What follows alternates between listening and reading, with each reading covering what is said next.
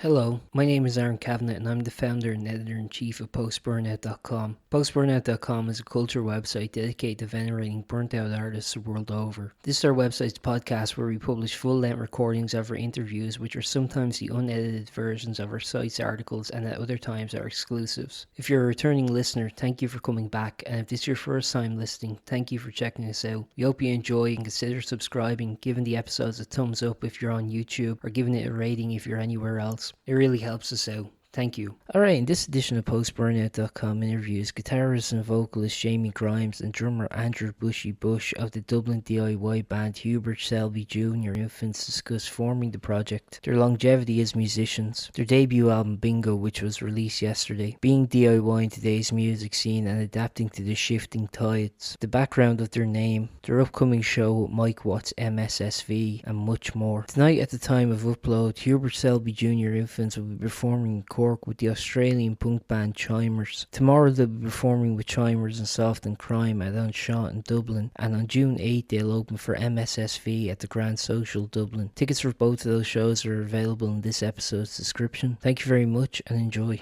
Hey, Aaron. Hey Jamie, how's it going? You alright? Can you hear me? How are you doing? Lovely to meet Grand. you. Nice to meet you too. Bushie, Andrew, our drummer, I think, is trying to get He's just coming in now, yeah. Yeah. I'm not allowed to touch people on my own, so he's fair in enough. the seat, so you get to bear with him, I'm afraid. Too much trouble on your own, is it? I struggle to download Zoom on my laptop because I haven't used it probably ever. So. Oh, well. Very, very, very good. I mean, if you're going to be doing PR and all now, it's kind of like a necessity, I guess, you know. Yeah. It's just sort of like the universal app. This is part of being old. I think he's still at work, actually. All right, Bushie? Yeah, can you hear me? Yeah. What's the crack? How's it going? Yeah, I'm headphones in, screaming in the office. Perfect. I'll try and keep you too long then.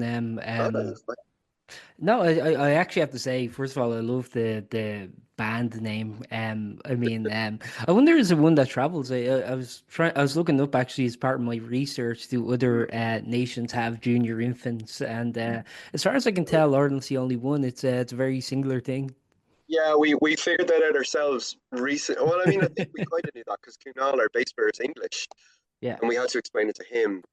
But it definitely hasn't traveled. There was a review that there's a great zine called Hex that has he does a label and he does a Substack as well. He used to be a Prince years ago, and he reviewed the album. And he started by saying, part of the reason I wanted to review this record is because the name is shit, basically. Oh, well. So yeah, I think it was one that, like, as I explained to a couple of other people, the name was the kind of, like the B sharps in The Simpsons, where it seems funny at first but becomes less funny. Everything with our band, most of the titles, even including the new record, I mean, like the first EP was called Good Evening Bricks, which suggests that we don't take it seriously. And everything we do is unfortunately funny for us for about 10 minutes and then becomes less funny. We were originally called Difficulties for about 5 minutes, and the lad Bush will confirm about once every 6 or 9 months ago, lads, can we just change the name? But it's like, it's in there, so it's stuck now. Yeah. I don't know. For the better. I kind of like. I'm always saying, to me, it's kind of got that, like the Jodie Foster Army or something. I think outside of Ireland, it's probably a weird name. We could have gone with Danzig O'Donnell, which was the other one, and maybe we should have, but that would have traveled, I think, even worse. I don't know. I think some people in Poland might get it. Yeah. Some people in Poland, some people in Fibbers, maybe some people that's about it. But I think outside of that would be pretty limited. So. You shouldn't be giving all these away for free. You should be charging people. Say, all right, we have a consultancy. We do our sideline. I mean, the band takes a front for a consultancy service. Yeah. If you need a band name, come to us and we'll give you the worst band name we could possibly think of. Yeah. It's good within the borders of Ireland. These names are like, so if you're not planning on having international success, but you just want domestic success. Yeah. I mean, I don't think we plan on having any success outside of our own practice. Yeah. Really. So, basically, yeah. Maybe we should be more ambitious and pick an easier to remember name. And I think even it's when the first couple of gigs, people come up and be like, I really enjoyed your band. What are you called again? Or the other thing is, like, even we played in Drogheda the other night, and as we were leaving, Pete, our guitar player, was bringing his guitar downstairs, and somebody goes, "Oh, Hubert, I really enjoyed your set." We're like, so it's a terrible name, but I mean, we're terrible people, so fine. Lots of bands have terrible names. It reminds me a bit of Hank Williams the tour or something like that. Yeah. I mean, I mean, we knew we'd be doing stuff, and obviously one of the reasons we started the band is statistically because we're all in our mid to late 40s. One of us would be dead if we don't get stuff out very soon. But I don't, I thought maybe, I think initially we're not big planners, and as you can tell, even the fact that I had to install Zoom on my laptop for this. So we didn't really have a plan. We didn't kind of go, well, we better think of a catchy name that'll be easy to remember. We just kind of figured like we'd probably play a couple of local gigs and everyone would forget us in 6 months. That was 3 years ago, and we hoped we put out a record, but we certainly didn't think we'd be onto the third right now. So yeah, maybe we'd have been a bit smarter about it if we'd had a plan, but we've never had a plan. Let's say I think the first time. Sorry, go ahead. No, go ahead. No, I was just saying the first time I heard your band was I was interviewing Rob from Fear Shook, another great band name that I don't think travels, but he just mentioned some of the gigs he was doing. He mentioned your band. And I was like, that's hilarious. So I liked it from the moment I heard it. So I just thought as well. Just to note, we are also fans of Hubert Selby Jr., the writer. Not infants. We're not fans of children. I want to make that very clear. Yes. Sorry, what did you say? Don't think that picked up. No. It's look, it's a ridiculously over the top way of. I mean, if you're familiar with the author Hubert Selby Jr., a lot of his characters are very troubled people, and the junior. I mean, it was a joke originally, like Hubert Selby Jr. Infants, kind of seems like a school for troubled children. Yeah. So there is that kind of aspect of it. We could have just called ourselves Problem Child. Well, Chylde.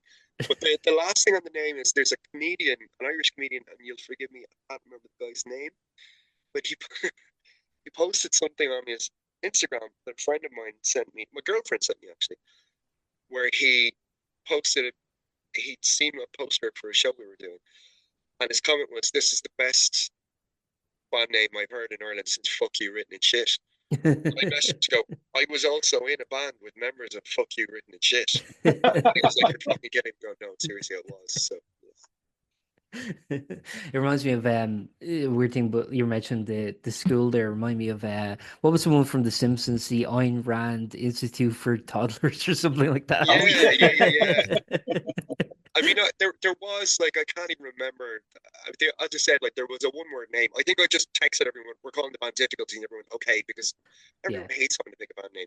And then about 2 weeks later, I jokingly went, we'd be talking about Hubert Selby Jr. or something, called this Hubert Selby Jr. If this fucker here went, yeah, grand, we're having it.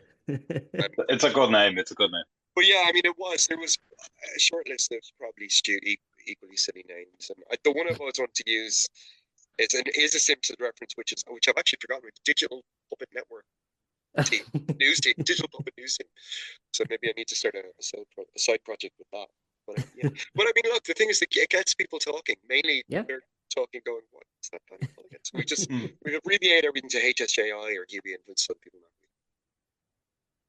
Without belaboring the point now, I promise I'll get off the topic of the name now. But I always thought you're already asking us more relevant questions than the last interview we did, which was tell us about your record, and that was pretty much it. So okay, that's good to know. So that's your next question, right? No, my next question was actually, well, it wasn't a question. It was more of a statement, to quote Norm Macdonald. But I always thought the name Senior Infants was quite funny because it evokes images in my head of like toddlers with like business suits and briefcases and stuff like that.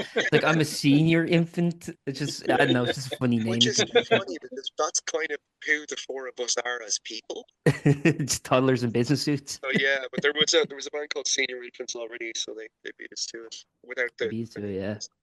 That's the thing also, sometimes like I'll interview like American acts and they'll be like, so when did you get into music or something? And they'll be like, well, I guess I started in like second grade. And I always have to like in my head be like, I don't have a frame of reference or time. I think it's similar here. where first class, second class are similar to like first grade and second grade, and then it goes up to sixth grade, and then first year secondary, I guess, would be seventh grade, and then you just have to. That's when. But if you're like, Yes, yeah. I think that's correct. I think Do I've these done the people maths before. finish, years of watching things like Degrassi Junior High and Yes. Sweet Valley High and other programs with high in the name, uh, have suggested to me that everyone in America and Canada finishes school when they're 14. I really can't Yeah. understand, you know what I mean? Well, the funny thing too is like you watch those shows because like in America, like secondary school is split between junior high Yeah, and high school, which I never understood as a Yeah. kid. And then also all the actors are like in their 20s. So yeah, I'm 30s. like, You're like, what's going on? so it's like just some bodybuilder. I'm like, that's what a 15 Yeah, year old looks like. you're like, wow. North American children are freakishly old looking. Yeah, Yeah. You watch Saved by the Bell, they're all meant to be like 14 or something. You're like, what the hell? Yeah, those I fuckers. always love when those shows. Bushie's the expert on this, so maybe I'll get him sucked for this. But he's there's all those shows always have one really serious episode involving like Yes. someone has a drug overdose or somebody gets molested, somebody drunk drives and knocks somebody down. God, the Grassy Junior High had about 800 of those episodes. It was so important. Rage in one of them, remember that? Classic children's TV, I think Wheels got molested while he was hitchhiking, and so on, and so on. That's good advice to kids. Don't hitchhike, but yeah. Maybe there's a less dramatic way. Maybe just like he hitchhikes and he loses his phone or something. a less traumatic way to teach that lesson. He lost something. He lost something. His eyes were never the same in the episode. We're working on the next set of songs or next record or whatever at the moment. So maybe what we need to do is tie this all together is to actually write a rock opera that's like a cautionary tale about, don't get in a car with strangers. And write a rock opera based on Wheels from the Well, you do have a car, but you do have a song already about cars, so it's a continuation of that theme. Yeah. How to get abducted in a car should actually be. We did actually all the songs have working titles before I actually get my shit together to write lyrics. And not in this band, but myself and Pete's previous band, Electricals, one of the last songs that we had the working title, Kate Bush has a song called The Man with the Child in His Eyes. Yes. So one of the songs had the working title The Man with the Child in His Trunk, and I was told under no circumstances was that being used. So yeah, thankfully I haven't used that, but maybe now's the time. Classic. Maybe it's time to revisit some of these early themes. Yeah. I think if anything, we've become more accepting of the dark, perhaps. I don't know. I mean, it's funny because you watch, like, as you mentioned, all those shows, like those like network television shows from the States, and it's funny how, like, they want to deal with serious topics like drug addiction, but they'd always have to. I remember Saved by the Bell, it was like caffeine pills, which aren't a real thing. Yeah, and then you watch like Grange Hill in the UK, and it's just they show a kid overdosing on heroin. Oh my God, he lost it. We're big fans in general. I mean, even the name is kind of a hint to this as well. Even the fact that we're talking about this, we're fans of kind of, particularly myself and Andrew, are fans of like trash culture in general. Yeah. So stuff like that, bad TV, bad films, bad music. Yeah, all day long. All day long. Does that influence you then? Because like I always like, it's funny because I remember watching like the Halloween movies, for example, and like the first Halloween movie is like, proper artsy film, like, it's like the cinematography, the lighting is gorgeous, it's paced immaculately, everything is perfect. And then it's the same thing with like Nightmare on Elm Street, Friday the 13th. The more you watch them, like they just like it's the most like plainly shot shitty thing, just exploitative, tits everywhere, blood everywhere, and just kind of like degrading, but it kind of gives you a sense of like, I'm watching, you know what I mean? It's like a relationship with the franchise because you're watching part 6, which is awful. All of that stuff. I mean, we're big. We're all big fans of like particularly sort of trashy Italian giallo, and I love giallo movies, like that, which is genuinely an influence on us musically as well.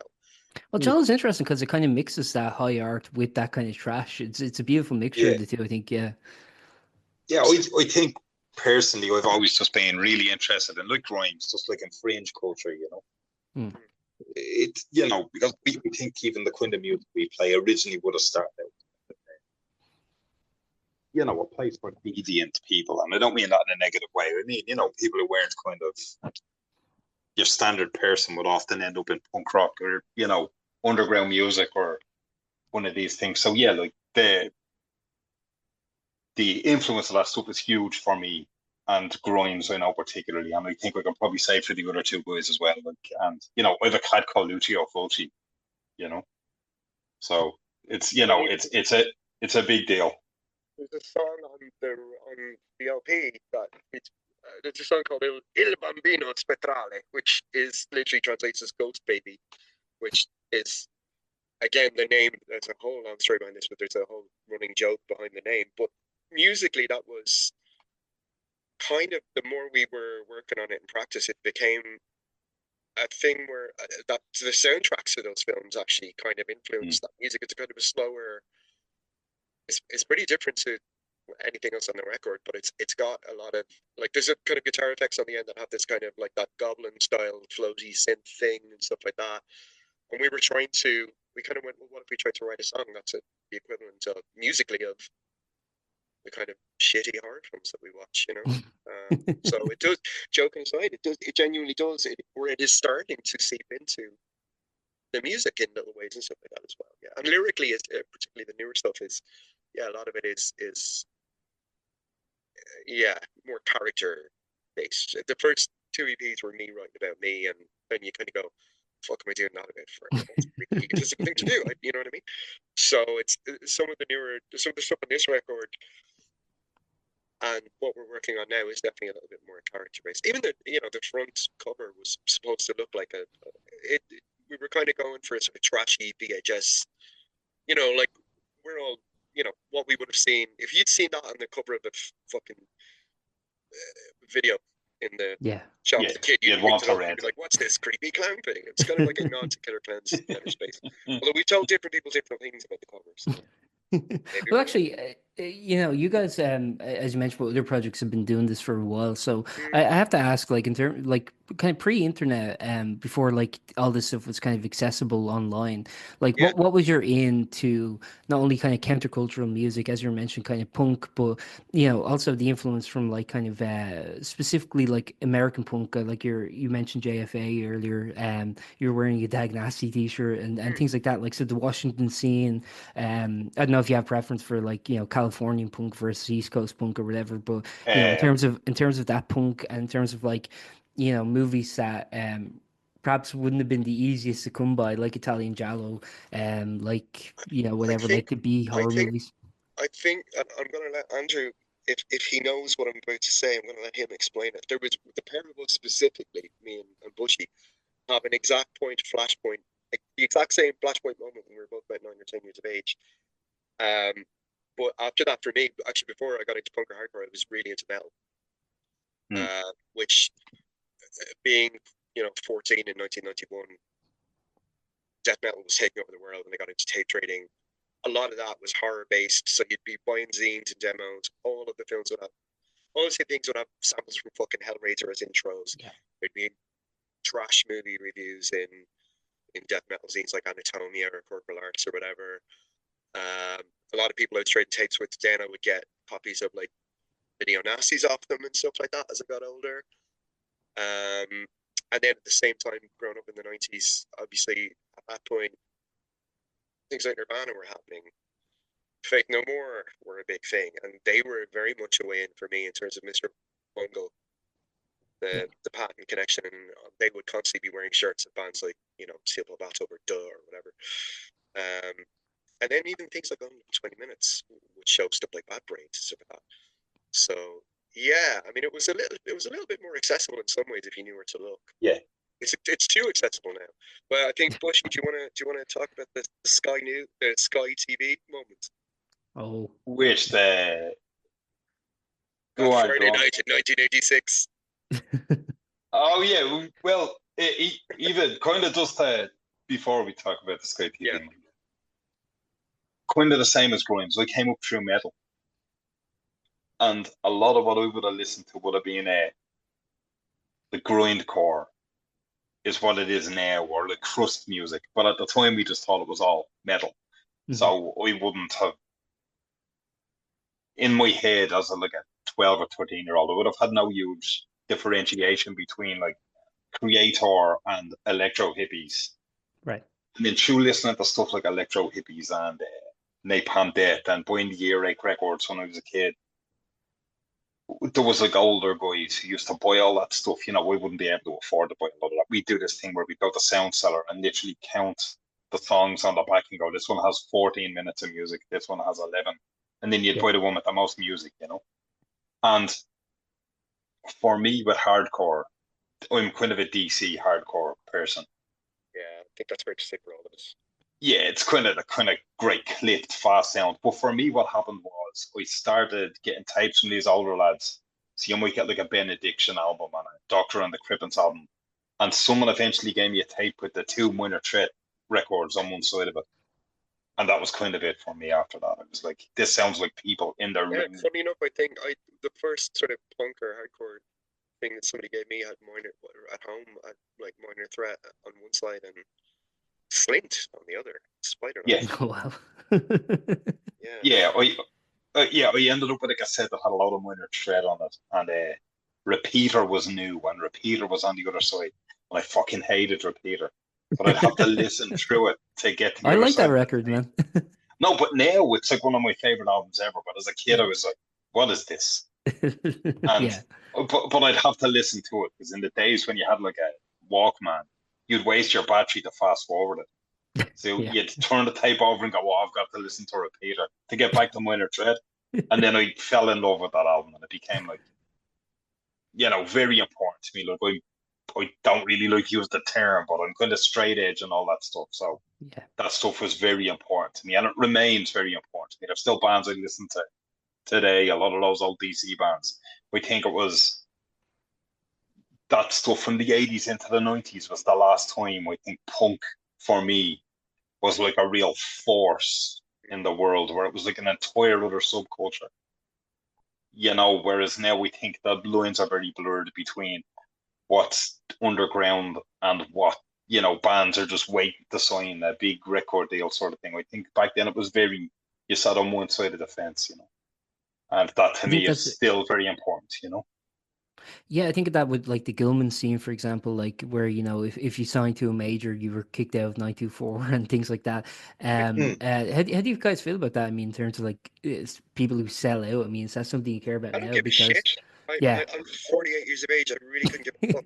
When I was 21, I'm sure it was a bigger deal. But I mean, that the exact Gilman thing that you're talking about. My favorite of all that era of bands is Jawbreaker, who were the band that fucked everyone up. And Dear You, like even when that came out, like I got into them when I was about maybe 18 or 19. I got a friend of mine. I was about 17 or 18, and I was doing my leaving the last time that they played in Dublin. And friends of mine were like, "Do you want to hitchhike to Dublin and see this band Jawbreaker?" And I was like, "Oh man, I've got my mocks next week or whatever." Biggest fucking regret of my life. And I never knew they played here. Yeah, they played there 3 or 4 times. Yeah, I never they knew played the Funnel Bar in about 1994, so I was 17. But I didn't go, and I wasn't really familiar with them. And then I picked up 24-Hour Revenge Therapy about a year later, and it's still top 3 album for me. But when Dear You came out, somebody got a tape of it from somewhere and was like, "Yeah, I'm not into it," and I was like, "No, I fucking love it," because I also liked things like Weezer and Nirvana, which the other were maybe too cool to admit to. But that's now an album that people universally held as amazing. Whereas, I don't know. I mean, selling out means different things to me now. I mean, I work in an office. I have to support my daughter and pay my rent. You know, it's very easy to mortgage. No, but I think really what it's about is it's kind of about intent. Yeah. For me,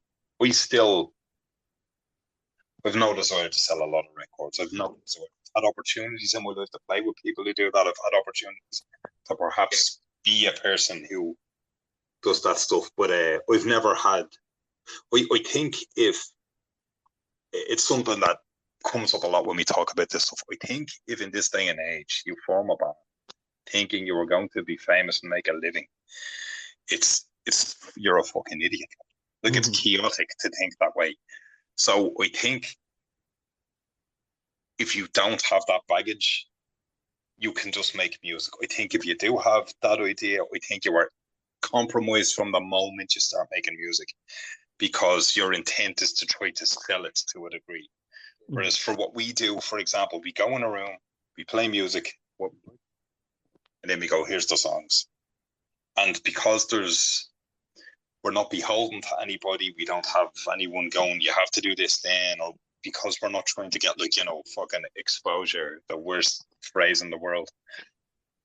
It means it's very difficult to corrupt what you do when you don't really have anything to lose. You just go, whatever. You don't like them. I think. Sorry. Go ahead. No, go ahead. I was going to say that I think we're probably, because of our age and because of how we came up, it's a different thing I mean, like, I see it with younger bands that are nominally DIY or punk bands or independent bands. There is pressure on you to behave in the way that what we would refer to as a big band. Everyone is like, I have to post pictures of my band every day. You know, it's all a pitch, and it's an we all grew up before Instagram, where the internet was fucking playing. We do things now the way we did when we were 15 or 16. So we didn't know how else to do them, and I think we don't. I think it's fair to say we're ultra mudgeons who don't really like the internet. Like, we have an Instagram page that we don't really update a lot, and a lot of, if you read some of the stuff that we post on there, it's a little bit tongue in cheek. We're not, you know, I like Andrew said, I'm more interested in making the music and getting it to people by going to play to them. If it was up to me, and it's a conversation we've literally had, we wouldn't have any social media, because it's a drain. It's a pain in the arse. We've seen friends' bands, people that we played in bands with 20 years ago, have gone on to careers in music, and that's great. I'm really happy for them. But I know there's been compromise that they've had to make that I wouldn't want to make.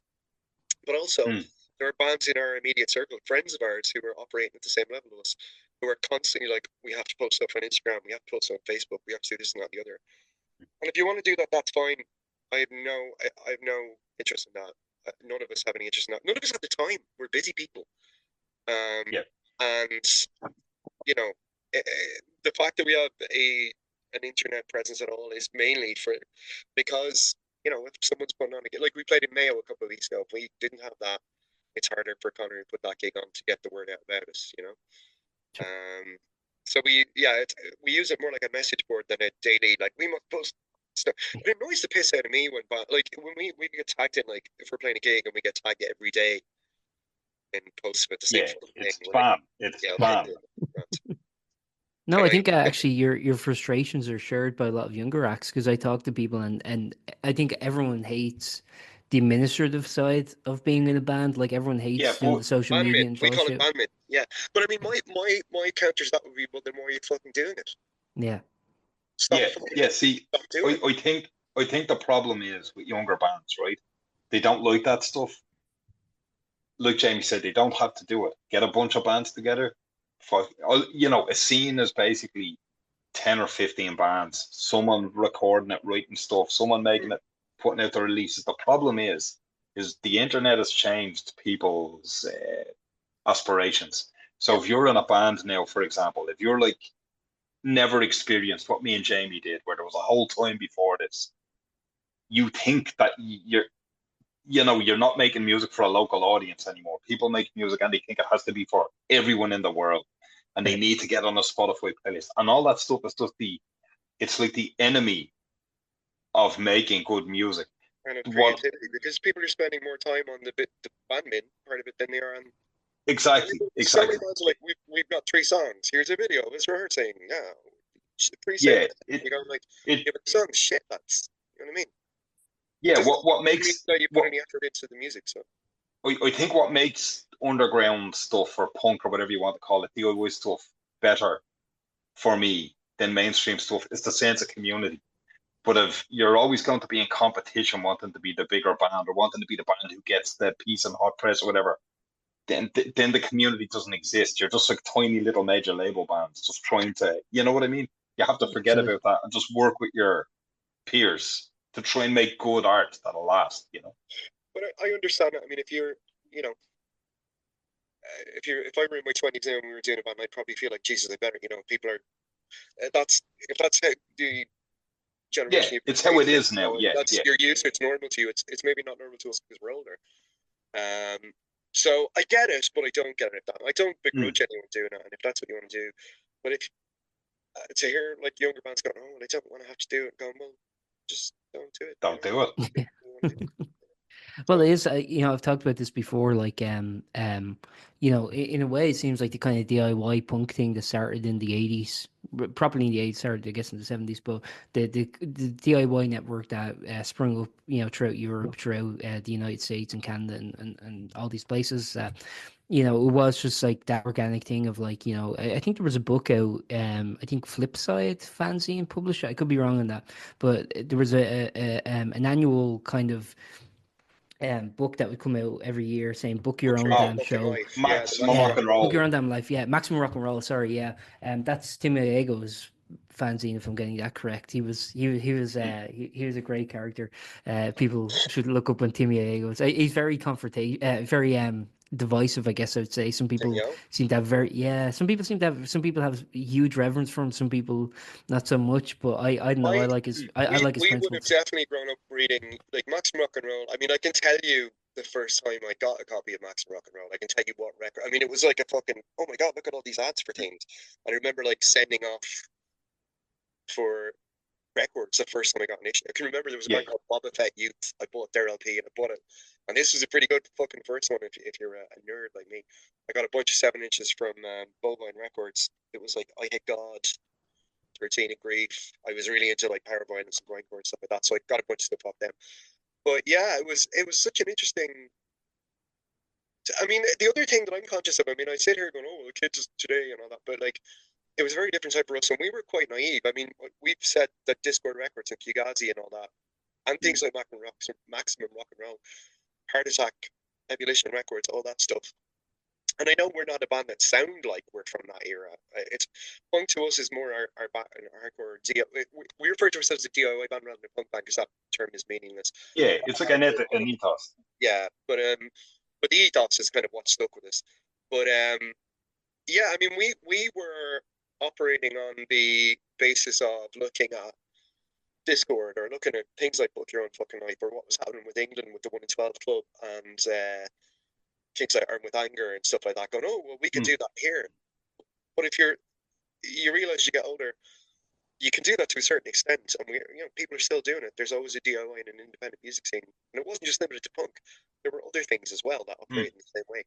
But, you know, in our heads, when we were all 16, 17, 18, getting into this, going like, oh, yeah, let's just do it. Fugazi do, and we can tour and do this and that and the other. But then you go, yeah, but they live in a country with like 30 million people or something. We're in Ireland. Yeah. Don't have a network where we can tour 51 states. There are no labels here. There's maybe 30 people going to show up to see us in Cork. You know? I agree. I agree. It was kind of, it took us a while to figure out, okay, well, what can we do, you know? So. But do you think that kind of ethos is... Sorry, go ahead. I was just going to say, just to go back and touch on something that I think is important, is how people communicate now. Because you used to have to write a letter, right? Let's say you wrote a fanzine and I wanted you to review my record. I'd have to write you a letter. And then I'd have to send you a physical record. So I'd think about who I was sending it to, right? You know, I'd go, right, I can afford to send out 15 of these things. And I'd send them out to people I thought might review them. So like you might send it to a load of local stuff. Then you might send it to Maximum Rock and Roll and Punk Planet, where the two that would usually review stuff. What has happened now, and I know this because we did like a radio show for 3 or 4 years there, I think called Little Plastic Radio. And you would try to be really clear about the sort of stuff you want to play in the background. Like every week you would get sent like 75 emails just from bands going, hot new indie band, hot new punk band, hot new. And I think if you're involved in this stuff now, it's just overwhelming. Yeah. Because you used to have to write, record, put up, like it used to be very expensive to make even a CD. And what happens now is everyone just releases stuff online right away, so it's kind of has no real value to them. So they'll send out like a press pack. They'll send it out to like 600 people, just hoping some of the shit sticks to the wall. Mm-hmm.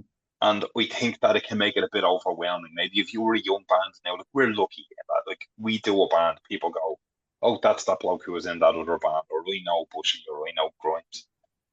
But if you were a young guy now, I think, or a young girl now, I think it might be a lot more difficult because it's like there's such a huge saturation now of stuff, and everything is like Jamie was saying. A band will make like 2 songs and then have like a video out in a press pack, and you're going, you don't have enough songs for a fucking single, Yeah, you know? And absolutely. you're marketing yourself like the Rolling Stones, like, just like, what are you doing? Yeah. You know? No, I absolutely get what you're saying. Yeah, I think to some degree, I think like that ethos of kind of DIY has sort of expanded beyond punk rock now. I mean, everyone's just because they can, everyone's self-releasing, everyone's booking their own shows, doing their own thing, doing their own promotion, all this. But yeah, I think like the one advantage that the sort of the punk scene, again thinking of the American punk scene in particular, had, you think of those labels like Discord in Washington, you think of Alternative Tentacles in California, SST also in California, all these like labels that were going around that were putting stuff, and it was kind of I don't know, it was kind of curating to some degree because you kind of got a loyalty to certain labels and certain brands, and you were kind of like, Oh, and yeah. they would also advertise their other stuff, so you'd open like an LP and it'd be like also on a record label, and they'd have all the lists, and then you could order and things like that. So I think it's like that's the one thing that's kind of missing, is some kind of like centralized label or collective or something that kind of goes like, okay, if you like this, you'll also like this. It's under the same umbrella. I think some people are trying to do things like that now. Like I always reference Blowtorch in Galway as an example, and I know in the hip hop scene here, there's like a bunch of different collectives starting that are trying to kind of bring musicians and producers together and things like that. But for the most part, I think it is just kind of like sink and swim kind of, and it seems kind of arbitrary in terms of who actually gets traction, who doesn't. The thing is, like we talk about this because this is what we've grown up with, and that's just how things are for us. And we just do things the way we do them, not as some sort of like, oh, it's a mission or a statement. It's just Sure. it's how we've done it our whole lives. So us saying, oh, well, I feel like it's the way things are now is completely different, doesn't mean it's wrong. Mm-hmm. Yeah. It just means it's different. So Yeah. I suppose we are bands like us or Soft on Crime or people of our generation, even Chimers, who we're playing with, like Porix and Kilkenny. I've known Porix since I was 16. We played in a fucking grindcore band together, So we do things a certain way. I mean, they're in a different position because they're in Australia, but also because they have Henry Rollins as their fucking number one fan, because they have a manager in Australia and they have this and that and the other. We don't have that, but I'm not sitting here going, God, I wish we had that. I'm like, that's how it works for them. That's cool. We're just doing what suits us. I would not like to be in the shoes of a band who feel, being younger, that they have to be more professional or have a manager or whatever. Well, I don't begrudge them. I think that's totally fine if that's what you want to do. I do feel like the focus on music is lost often in the rush, But I also feel like if I were a younger band looking at us, I'd be like, who are these fucking idiots? Look at these outlads. They haven't even got a fucking band photo. How are people supposed to know what they look like? You know what I mean? Yeah. So there's room for everything. It's fine. We just plot on and do our thing. It's not like we don't play with or get on with or have something in common with younger bands. It's just, this is us kind of trucking along doing what we do until one of us inevitably drops dead. Yep. Yeah, it's a natural state of being, I guess, but it sounds morbid to say. But the other thing as well, the other downside that we maybe haven't highlighted to that sort of network of friends that we're talking about and people who've been around for years. I mean, it's great that Chimers like Porrick, and if you told me and Porrick skiing that we'd still be playing in bands at the age of nearly 50, we'd be like, yeah, fuck off, we'll both be dead. But like, or Bloody Head, who we toured with last year, we toured with because Henry and Andy have been friends of mine for 25 years. Used to go over to hardcore gigs in England and hang out with them all the time. But like, the downside is a lot of people of our generation have moved on and aren't doing this anymore. So, for example, 15 years ago, I was in a hardcore band called Drainland. Okay, If we wanted to play Galway, I knew who would put us on in Galway. Mm. If we wanted to play Cork, it's a phone call, takes 2 minutes. If we wanted to go and tour Holland, I had a guy there. If we wanted to tour Germany or the UK, I had a guy there. All those people are gone. Anyone that we knew that did gigs is gone. And they're like, well, here's this guy. You'll need to send him a press pack or whatever. We're like, we're not doing that because we don't know how to do that. We can't. I mean, we can't tour because we're older. We have responsibility with kids and stuff like that. But if we wanted to, like, we're trying to get some gigs in the UK. Our friends that would have booked us 10, 15 years ago, they're all in the same position as us. So they're not really. There's very few people doing stuff. The people that would have put out our records 10 years ago, or that we would have given to distro, a lot of them are gone. Weirdly, the ones that are still around are in the States, but that's kind of complicated at the moment. Like Ryan from Anthem said, The Undesirable or whatever, who I've been friends with for nearly 20 years, you know. But Kunal, even again, Kunal being from the UK, how we know him is through the hardcore scene in the UK. And we were talking about just people to hit up for gigs, kind of going, oh yeah, they're not doing stuff anymore. They're not doing stuff anymore. So it's still hard for us in some ways, which is fine. You know, it's a bit of a challenge because you do have to kind of introduce yourself to people and go, hi, we're these old people. We probably seem like a fucking undercover Garda unit that are secretly trying to book a gig to rage or drum ring, you know. But it is hard. It's, you know, there are certain parts of the country where it's a little bit harder because the network isn't there anymore. Even Dublin, there are friends of ours, people we played with in bands who are like, oh yeah, but we're doing punk, you know, straight up punk bands, or we're doing a metal band now, so we can't play with your band, you know. Yeah. And again, that's all. It's fine. It is what it is. But yeah, the way that we do things is not without difficulty. But that's fine. We you know, we're used to it and we accept it, and it's not we don't hold grudges or we're not bitter about it or like, oh shit, what do we do? It's just the way it is, you know. So it's all good. It's all good. That's interesting because, like, you know, I always hear about like the Solomon genre and the kind of I guess the sort of plethora that you see on a night out now compared to before when it was like a punk night or a metal night or so on. But do you find that those kind of conformities to genre is still around?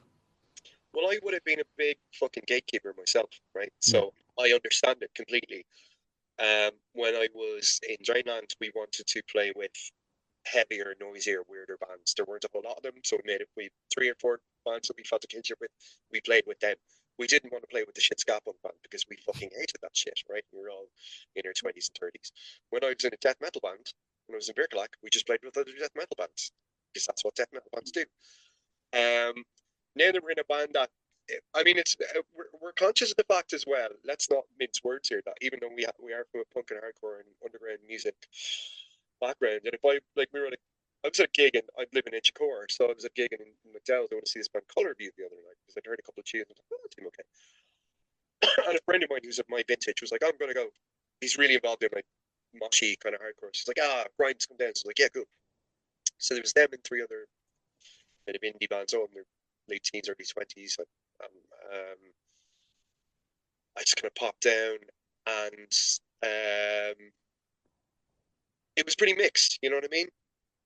And I was talking to people, and there was a kid with like a Charles Bronson hoodie on, and I'm going like, I was talking to him about music, and I said, oh, I play in a band. He's like, what's your band like? I'm like, oh, we're kind of like Quicksand or something like that, or, you know, Shellbox or Husker Du. And he's like, oh, right, okay. And then I'm like, yeah, that fucking first Charles Bronson 7 inches piece of shit. And then started talking to him about, you know, 90s hardcore records. He's like, oh, God. So we have this weird thing where I think people in the punk scene, which is a younger thing and is constantly evolving, and people come in and out of it, and that's fine. They don't really have any interest in us because to them we sound like a fucking mainstream rock band, right? Because they didn't grow up in the era where bands like Blue Tip or Quicksand started on indie labels, or, you know, the whole much as I hate the word, the emo thing, where, you know, Texas the Reason and Promise Ring and Braid, they all just sound like MTV style indie rock bands. They're on like they all had been in hardcore bands previously. So it is a weird thing where it's like, yeah, we're our roots are in this thing, and the music that we listen to is this thing, but our band sounds like this thing. Yeah. So we kind of, the bands, like, I'm sure if we got on we'd love to play with like three grindcore bands or something, but they're like, well, that'd be weird because you guys sound like fucking Curb Dog or something, you know. Sure. Whereas the bands that want us to play with them, who sound like alt rock, are bands that we have nothing in common with, and we would, you know, and we've done it. We've done it recently, and we'll be careful what we say here. It was really brought home to us. It's like we have. Yeah. I can see why people would put us on a bill with this band, but they're the polar opposite of where our heads are at and where we're coming from. Yeah. It's an odd thing for us. I'm all in favor of mixed builds. I wouldn't have been before, but I am a big fan of it. Not just from our bands, just if again, having been going to gigs for 30 years, you get tired of it's just the same fucking thing all the time. Yeah, for sure. Within reason, don't sit in a ska band in a fucking grindcore band, you know? Have a think about it. I gotta have to leave. They're gonna throw me out the building in about 8 minutes. So yeah, no worries, Andrew. Thanks very much. I'll just keep picking your brain then, Jamie. See you later. Nice to meet you, man. Nice to meet you too, Andrew. Take care. So Jamie, I was going to ask, what kind of like was the impetus, I guess, for this project? Because like you said, I mean, all the members have been playing for like years and decades, and just like in terms of like starting up something new. Because like as you were mentioning, I think some people, whether it's life responsibilities, family, things like that, job, or whether it's just attrition from doing music for so long, which is more laborious than people give it credit for. I think any creative endeavor, I think, is actually a lot more laborious than people give it credit for, in my opinion. But so I was wondering for you, what kind of like what was your moment, like your Godfather 3 moment of just when I think I'm out, they bring me back in?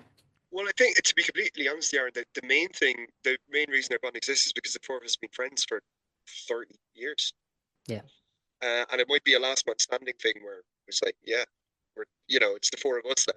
But this is your pension fund. The quick version. I mean, look, it's not the first. So I mentioned about it was in a couple of years, about 10 or 15 years ago, called Drainland, which is very different to this band musically. But that's kind of the genesis of this band, because when that band started, it's funny because that's gone on. Everyone that was in that band has generally gone on to things that are very different. Corey and Colin, the other two consistent members, are in Bar Tape, who are a pop punk band now. Okay. Angus McAvoy, who was the guitarist, he's like an acoustic guitar. He does like folk stuff and experimental music now. Stu, the noise guy, still does noise. But Bushie was our original drummer, and Pete was our final bass player. And Kunal put out one of our records. Pete and I have known each other since we were teenagers in Waterford. We moved up here together. We played in bands in Waterford together. I moved up a little bit before him. I played in a band with Bushie. What's her Kill a Lot. I've known Kunal since about 1999 funny enough, from the grindcore band that me and Porritt and Jarmers were in. So basically, the immediate start of this band, Bushie and Pete and I have been trying to play in a band together again for about 10 years. And the time just hasn't been right. After Drainland, I'd spent about 7 or 8 years in a death metal band called Jerkalak, which was quite busy, which put out a couple of records, went and played with fucking Mayhem in Norway or whatever. I left that band and was like, you know what, I'm done with playing heavier stuff. I've spent my whole life doing it. Me and Pete's first bands, we were teenagers, sounded like Weezer and Jawbreak, I've always loved more tuneful music. We had a band called Electricals before this, me and Pete, which was sort of bang on between what we're doing, but maybe still with a bit of the grindcore sludge. Like we were tuned down really low. And I had a lot of, we have heavier bits in Huey's as well, but it was more of a, somebody said we were like a pop god flesh, so we get compared to stuff like Tort. Bushie was playing a band called Weird Feelings, which is a kind of garagey indie band. Basically, COVID was the impetus. The drummer Aidan left Electricals. Corey had Bar Tape going on the side. It kind of fell apart. So me and people were like, let's start something else. Weird Feelings fell apart during COVID as well. So Bushie was like, you know what, maybe now's the time. Another friend of ours was going to play bass in this band originally. He couldn't do it. Kunal had just moved over here because his partner is from Skerries. So he had moved over right before COVID. And he was like, do you need anyone to start a band with? We're going, yeah, we need a bass player. So it was very much it was really easy. It was the three of us were like, okay, we've talked about this for long enough, let's actually do it. And it was largely as much a social thing as anything else. When we started the band, we didn't have any great plan of we're going to do this kind of band or whatever. The only rules that we had sound-wise were, let's not tune the guitars to drop A, because that's a bit of a nightmare sound-wise. We knew we wanted to do something with a bit of energy that would be fun to play live. And that was it. There was no what kind of band are we going to sound like. I had some song ideas, Pete had some song ideas. We brought them all in. They didn't all sound the same. We just kind of knocked them out and then I've gone from there. And I think it's only really, I mean, a large amount of it, Aaron, was just, it was a social thing for us. It's an excuse for me and my three best friends to hang out for a couple of hours every week. We spent about 40 minutes playing music and an hour and a half making ridiculous conversation and thinking of terrible band names like Danzig O'Donnell or telling fart jokes. I mean, we played. We were on the way to Strada the other night. The entire. I still contest that that's not a terrible band name, but go on, sorry. Danzig O'Donnell. Well, I like it, man. I like it. We spent an hour and a half and wandering around talking about Rick's life on a horse. Yeah. You know what I mean? Like stupid shit like that is more important. I think the music's almost been secondary, not quite, but almost been secondary to it being. I mean, look, I think we're all lifers. The reason that we're all playing music isn't like, yeah, let's get the band back together. It's because we've all consistently done it. Kunal hadn't done it for a while because he's been raising kids, but wanted to get back into it. And Claire's partner was like, you need to make some fucking music again. You need to be doing this. He's been running a label for years. But yeah, it just was a logical thing. So it's just a logical extension of it's part of our lives. We're always making music is as basic a part of my life, or Andrew's life, or Pete's life, or Kunal's life as making dinner or going to work or going for shit. Probably more like going for shit, really. So yeah, it's just a logical extension. The whole thing is, it's a very personal band. The name even is an indication of our sense of humor. The stuff on the artwork, the lyrics, it's all super, very personal. It's all part of it's in jokes, part of it's, stuff like that.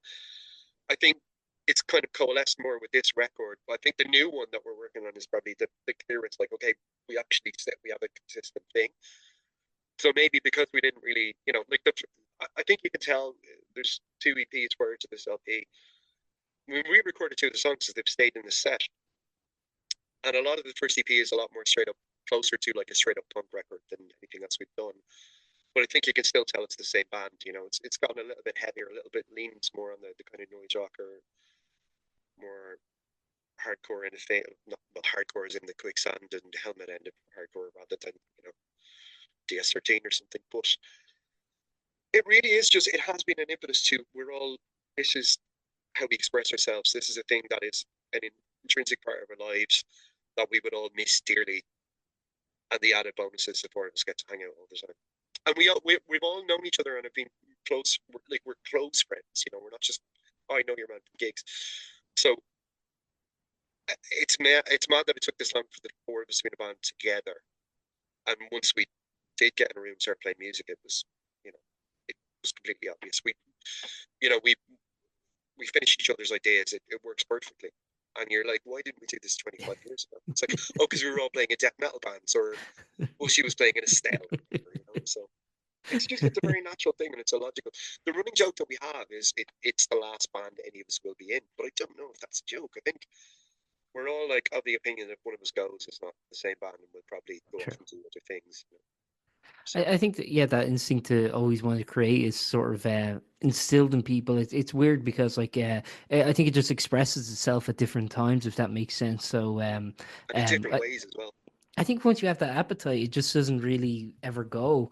How do you feel about, I guess, like being in this band compared to other bands? Because I've spoken to other artists who've like started new projects. Like actually, I spoke to Greg Norton from Husker Du one time, but he's in his new band Ultra Bomb, and things like that. And it's just like, I find like sometimes when you start these like later bands after having kind of like a storied career, so to speak, there's a little less pressure, and people can tend to enjoy doing this more compared to their other bands. How do you feel about being in this band compared to some of your other projects where superstardom isn't the MO, it's just having a good time? Well, it never has been in any of the bands I've been in, because all of the bands, be they metal bands or be they hardcore bands or be they whatever, have always been largely underground with other. Yeah, but to be fair, I mean, they can have pretty mainstream success. You look at something like Download Festival, for example. Had a bit of a rush, a brief glimpse into that, which was we put out a CD on Southern Lord, which is and we got to open for Neurosis, and Today Is the Day. And suddenly Metal Hammer were writing about us, and Terror were writing about Yeah. us. And the real knock-on of that was, what actually happened was nothing. Other than the annoying guy in the Pantera t-shirt wants to come up to you and give you his demo so that his shit Sure. sludge band can play with your band. That's what it's like. And like I said, we've seen, friends and people that we played in bands with over the years. I ran a DIY label briefly, and a couple of people whose records I put out have gone on to be on fucking Jules. Like, bands, we've all been in bands with people who've gone on to be more successful. Purposefully not name dropping here because it's besides the point. But yeah, literally, people I played in a crust band with 25 years ago have done Jules Holland, are headlining this festival, or headlining that festival, And like I said, it's great for them, but I know it makes their lives difficult in other ways because they're now reliant on that. And it's a pressure. I think, even though none of the other three are here, I think it's kind of safe to say, in terms of how we feel about this band, any band that you're doing at any point is, if you're doing it properly, if you're really putting yourself into it, it's a reflection of where you're at in your life. I spent 25, 30 years playing in really super heavy bands because I was a much angrier, much more nihilistic person, and I'm not that person now. So whatever part of my brain that did that subconsciously went, right, you're done with that now. All that stockpile of other things you had, you can do that now. And it just feels like, I think it just feels like how we operate. That's really what it's about. It's, again, like I said, the DIY thing for us isn't a polemic or we're trying to be holier than thou. It's just how we do things.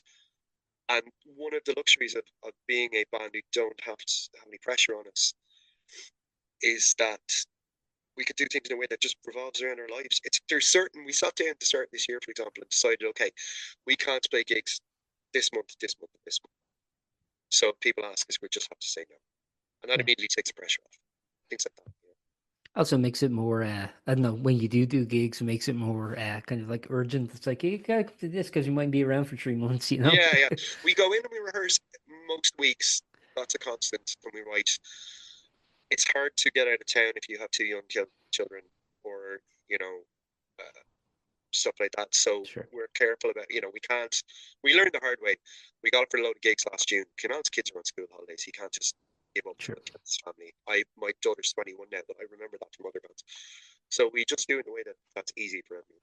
The whole thing is no stress. I think the remedy is more all ages venues. Yeah, it would be amazing. I mean, and we ironically, considering our age, we're big fans of that. We will play them with any opportunity we get. Luca Records in Waterford, especially, it's incredible. Two of us are from Waterford. We grew up in it.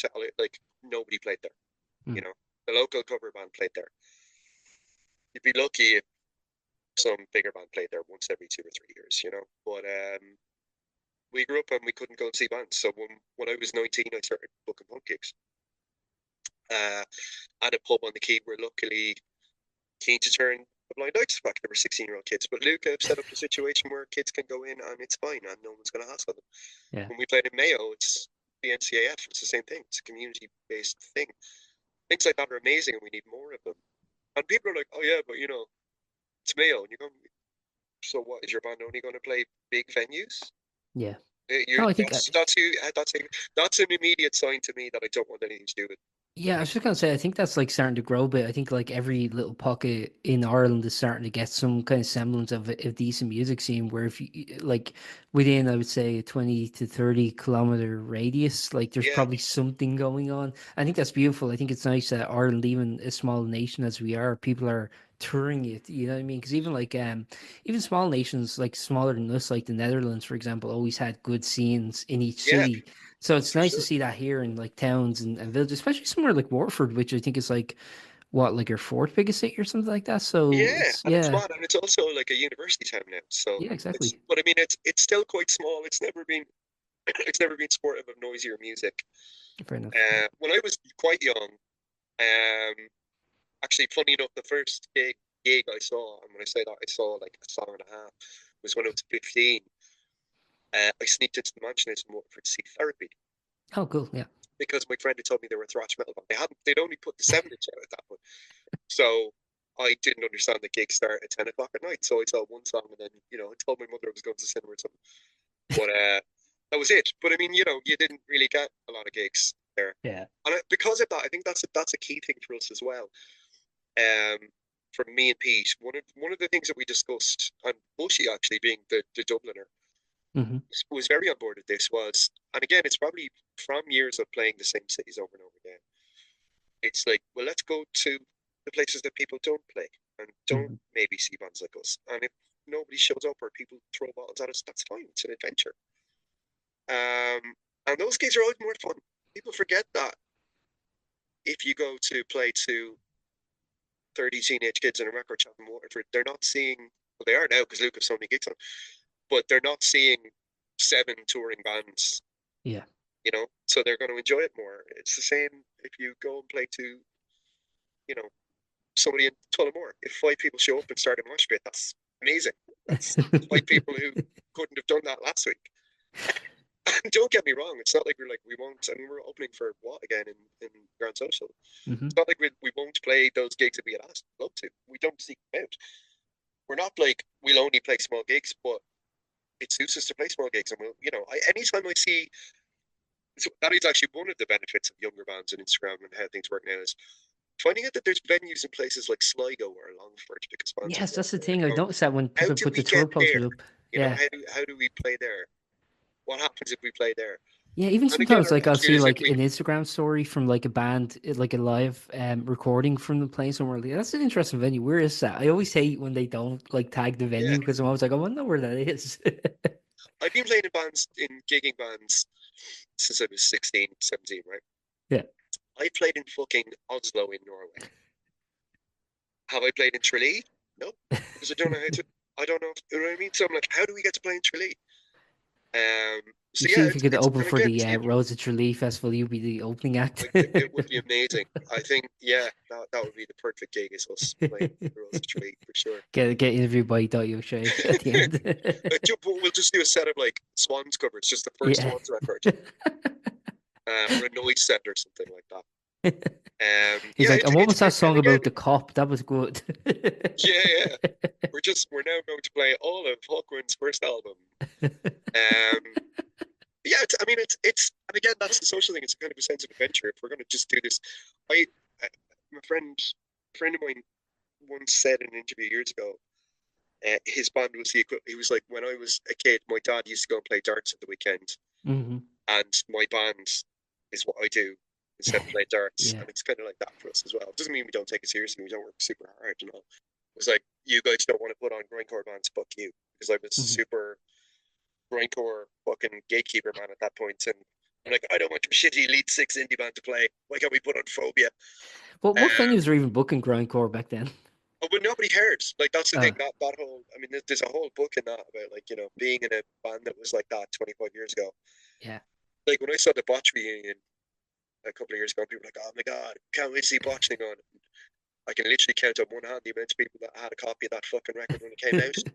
Nobody, like, people did not, that was not a fucking popular thing.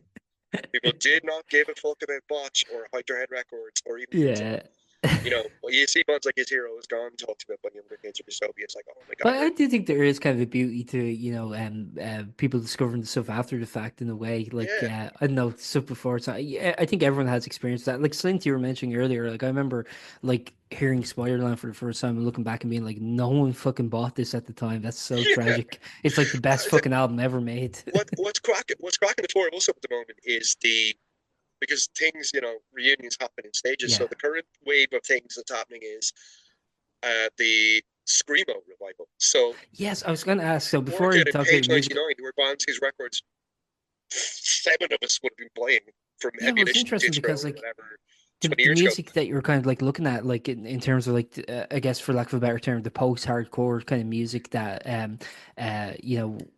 like would have been an influence. Now I'm seeing like the post kind of epitaph records. Remember there was that explosion in the mid-90s, Green Day, Offspring, Rancid, Bad Religion, NoFX, all those bands, and then there was that pop punk kind of thing that came afterwards, and then that went, died, and now is being revived. So I was wondering how you feel about the genres that came kind of after what you were into now getting a revival. That's probably so. I mean, we all got into punk in maybe the mid-90s, right? But realistically, when I was at my most active in terms of starting to book gigs, booking tours for people, putting out records, being in bands, would have been from about 98 to probably about 2012. So you're talking 2000s, that first decade of 2000s. That was prime era. I was going to England to see fucking Hard to Swallow or Army of Flying Robots or whatever touring band were coming through. You didn't have distros here that were stocking stuff that was on Ebullition or Witching Hour, or you bought Heart Attack because a distro in England would have it. It was a lot easier to pick up those records. Stuff like Hide Your Head and bands like Page 99 and Orchid and stuff like that. Orchid I never really thought much of. So I've seen videos of them playing Webster Hall in America and I'm going, how did that happen? But yeah, that kind of screamo / grindcore crossover that came out of that, like the early Robotic Empire stuff. A lot of the German bands and stuff, like there was a whole thing happening in Germany and in mainland Europe. UK had like bands like I said, Hard to Swallow, Ebola. The Power Violence thing was kind of sort of kicking off again before it turned into this terrible bullshit it is now, where people are like and have a jokey band name. Like it was, that music was, if you reach dystopia and his hero is gone and despite you in 1999, you were not a nice person to be around. And I know because people did not want to listen to that. So it's kind of mad. I understand. A lot of great music is recognized way after the fact. It's hilarious to me, because yeah, it's just so strange. It was such an underground thing. It wasn't. It wasn't like there would be, Spin magazine in America has actually written about these bands. Like it was Maximum Rock and Roll, Heart Attack. That was where you read about them. Yeah. I think There wasn't what's any the alternative press recognition tried above that. to It's cross really that strange. bridge. Do you remember them? Alternative press. I think they tried to be the mainstream version of that. Yeah, but it just never took off. And I don't know. I think the internet obviously had a lot to do with it. You could download any. I mean, there's music that I like now that I didn't like or couldn't get my hands on in my 20s. So I understand that, and a younger generation come to something like that, and it's amazing. As an older person who had a lot of those records and has moved house multiple times since 2003, let me tell you, being able to buy a fucking reissue, I am absolutely 100% delighted that I could walk into Spin Diddy 3 weeks ago, give Will 60 quid and go, Grant, there's the entire Click It Hat, Take It Howie discography. Yeah. Because I don't know where my copy of that 12 inch is, Or the Orchid records, Page 99 records are back in print. Or, like you can go and see these bands play live. I mean, it's gotten ridiculous. It is a bit like all of these kind of fairly mediocre bands from that era are reforming. Although I saw Reversal of Man reforming, and I'm like, that's the one back from that era. Like the band I was in when I was 21 toured Germany and missed them by 2 gigs everywhere we went. So it's one band I love to see, but they're only doing a one-off to, they're sticking to the DIY thing. It's interesting. Yeah, music is cyclical. We've had it's any kind of thing. It's like black metal. That was, like I said, metal was my starting point. I was very heavily involved in tape trading and stuff as a teenager. As death metal was dying out and the Norwegian bands were coming in, I had friends who wrote to Grishnak Prison. We've been through 3 or 4 different versions of that. We've been through 3 or 4 different versions of whatever. We have, like, the punk scene now is all about Oi. I think that people would have laughed at 25 years ago. 10 years from now, people won't be into that. They'll be into something else. Everything, the good and bad thing about underground music, particularly guitar-based underground music, punk, hardcore, metal, it's all cyclical. It's all going in circles. There hasn't really been anything new, I think, that stood out to me in maybe 5, 10 years. There are bands who individually have a very strong, unique sound, but as a kind of movement or thing, it does seem quite backwards looking, and it does seem like those bands like Page 99 or whatever, up to maybe Daughters when they broke up the first time, were the last wave of bands who, from that scene, were trying to perhaps accidentally do something new. And it's been kind of, right now we'll reset and we'll go back to this. Same with death metal. There's a lot of death metal around now, and 99% of it is garbage. But there was when that kind of was ignored for 10 years, and in the early 2000s became. Do you think there's a peak of experimentation of being able to push the envelope and actually create something new? Do you think that reaches a peak, or do you think that's ever expanding? I think it's ever expanding. I'm sure. I mean, I just said that, but I mean, as I said to you, I don't think there's been anything new in ages. I'm thinking of 2 or 3 records I've heard in the last, like the Black Iron Prison record that's just come out on Iron Lung Records is absolutely not like anything I've ever heard. I have to listen to that. I haven't heard it. So It's literally just drums and vocals. It's nuts. We were talking about the band Sprain the other night, who put out a record on the Flenser, and then broke up. And the album is an hour long. It's nuts, right? I can't remember what the album is called. That's a record that doesn't sound like anything. Even Chatpile, right? Who are everyone's flavor of the month at the moment, which is great because they're great. But Chatpile have all the components of things you've heard before, but don't really sound like anybody else. You just sound like Chatpile. I can hear Godflesh in them. I can hear Big Black in them, but they just sound like Chatpile. I think I don't know. I think there's a fine line to cross. I've been in. I don't think our band are particularly innovative, but I think we have a thing where you recognise it us. I would perhaps arrogantly think you can tell we like Joe Box and Cave In and whatever. But I think if you played us next to 2 or 3 other Irish bands, you'd be like, yeah, that's them. Same with that Spit. I can hear Spit and know that's them. If I hear Unyielding Love, that's them. Jack Beast broke up 25 years ago. I still tell Jack Beast within 2 bars of a song, you know? Yeah. I don't think any of those bands, well, Unyielding Love probably did, sat down to go, we have to work on something really unique. There are bands that do that, and sometimes it works brilliantly. Sometimes it comes across as very contrived. I think the key to any kind of music, in terms of making it work, or there being a point where it becomes innovative, is often just being honest. And trying things and not being afraid to do things that sound a little bit unusual to what, not the same as what you've done, but also knowing, well, this isn't working, you know. Yeah. I think that's really it. You know, there are people whose entire brain is wired a certain way, and that's how they, like, there's bands I've been in where how I wrote seemed completely normal to me, but other people have gone like, I can't tell where any of your songs are going when they hear them. It's been said about us. Well, it's funny because like first chorus, there's other songs that aren't, and they're like, yeah, I just don't know what you're going to do next. And I'm going, it seems like I do think people's brains are just wired that way. It's funny. I keep referencing this album, and I don't mean to, but again, going to Spiderland, like people talk about the complexities of that record, but when I listen to it, I go, actually, every movement they're doing kind of makes sense to me. Like, I don't know, it seems like the predictable movement in a weird way. I don't know how to explain it, but it's like, it just seems natural. Yeah, exactly. It's just natural. It's instinctual almost. Like, I don't know. But they were such a fucking tight band, obviously. But like, you know, just that sort of thing where and Spit's another one where it's like, I saw Spit live and it was fucking mind blowing seeing them. They were really good. And it's funny because we were talking about this, right? The first time I saw Spit, I'd heard a lot about them, and I went to see them, and I was like, yeah. No, I went in completely agnostic, and it was brilliant. It was like, I'm like, I get all the references. Yeah. But yeah, it's, I don't know how contrived, or I don't know if they had a discussion going, let's do this or not, and I don't care. Yeah. Because the text of Bushie going, I've just found your new favorite band. They sound like Bushie's. You get Bushie talking about No Wave, a 5-minute thing, which was really not a scene. But I texted Bushie going, this band sound like all of that No New York LP at the same time.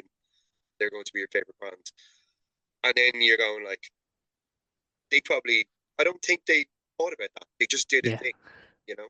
I saw an interview with them where they didn't make any reference to that. I was at that band Color View I mentioned the other day. I saw them in their. I don't really listen to a lot of, in terms of like modern Dublin hardcore, where they call it. I have no time for it.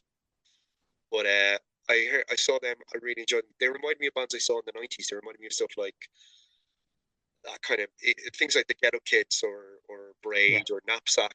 I would have liked at the time. And I was talking to Brian, the singer, afterwards, going like, just curious what the references are for you. And he's like, oh yeah, I don't know any of those bands. You know, he's like influenced by bands that were influenced by those. So it's a cyclical thing. It is funny. I've had that experience too, where you kind of like give a reference, and they're like, oh, I never listened to them. yeah, totally. You know what I mean? Sometimes it's really obvious, and sometimes it's, you know. So it's I don't know. You can't really legislate for how it's going to go. I think the worst thing you can do is sit down, and I've done this myself. Is sit down and go, we're going to start a band that's very specifically this thing. Yeah. And these are our parameters. If you're doing it in a way where you're trying to do it something new, that's cool. But if you're going, this is our Japanese hardcore band. Yeah. We're going to sound exactly like these 3 records. This is going to be our aesthetic. Fair play to you, that's cool. but you're just cloning what somebody else has done. You know, Yeah. everybody has influences and it can shine through in what you're doing. But if you specifically gone, we're going to be like this. It's like Discharge are a great band, but there only needs to be one Discharge. There doesn't need to be an entire literal fucking genre where hundreds of bands have gone. We're just going to copy Discharge. Actually, the one thing I really liked about the EPK you sent me when we set up this interview was you were kind of listening your references and went blah blah blah. You know, like you get it, you get what Yeah. I'm going for here. I love that because like yeah, it's interesting when I don't know, it's weird if someone's like we're inspired by like the Boredoms, Elton John, and like I don't know who else, Celine Dion or something. But like, what the fuck is this band? You know, Yeah, I something mean, like I've done it. that. I've done it in other bands. I've been in like a, in Dryland all the time. I talk about being influenced by noise and stuff like that, and Coil and bands like that. And yeah, there was a little bit of that in there, but really, like all that really is just I like me going, I like noise because you don't want to say the same fucking bands as everybody else. Of course, yeah. But also, like, You also want to leave it to interpretation too. You're like, it's kind of like wine. It's like, well, what flavors do you get from this? You know? yeah, I mean, like I said, it's interesting. I mean, look, that the me mailing you was me going, okay. Even when you were talking about we would mail people records back in the day, like I'm not Yeah. mailing. I'm not saying this to blow smoke of yours. I didn't mail 10 other people that day going to want interviews. I've been reading your site and going, he seems like he might kind of get what we're doing. So I dropped you a little mail, and if you'd said no, I would have been like, that's totally cool too. It's fine. But I wasn't going to plumose you. I was like, it's kind of here's our thing, you know. And I do that with everything, because I can't write press kits which is hilarious because I used to write for websites and zines and stuff like that. They actually But are harder to. I've it's really tried hard to do. helping other And artists with them, and they are I hard. just honestly go, look, if you like the bands we get compared to our new system is. But we get, yeah, I mean, I've seen reviews where people have gone, I mentioned Curb Dog earlier. I cannot fucking stand Curb Dog. But the amount of times we've been compared to them is hilarious. And no one has ever said that knowing that we don't like Curb Dog. Yeah, I really like Curb Dog, and you guys remind me of them. I'm like, I guess that's a compliment. And it would be bullshit if we said, oh yeah, we're completely unique. It's really obvious what bands. Yeah, I think if you say you're completely unique, it kind of shows your lack of knowledge of history, I guess. Yeah. And it's not a competition. It's not like, it's not the name 3 songs thing. But Yeah. it's, be honest, if you're like, if Brian had said to me, oh yeah, of course I listened to Braid when I was 4, I'd have been like, you're a fucking bullshit man. He's going, no, I like Touche and Moray and Title Fight, Yeah. and I think they're probably influenced by them. And I'm going, oh cool, I don't really like those bands, but I get, I can hear that in there too.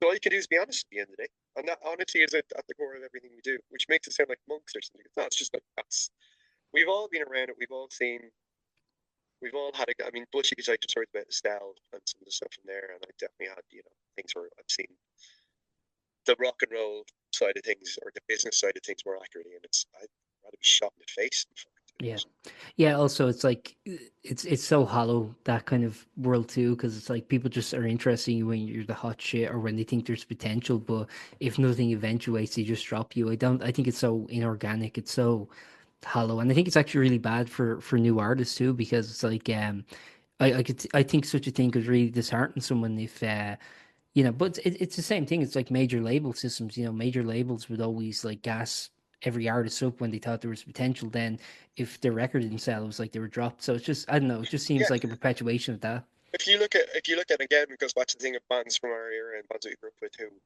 there was not a lot of interest in.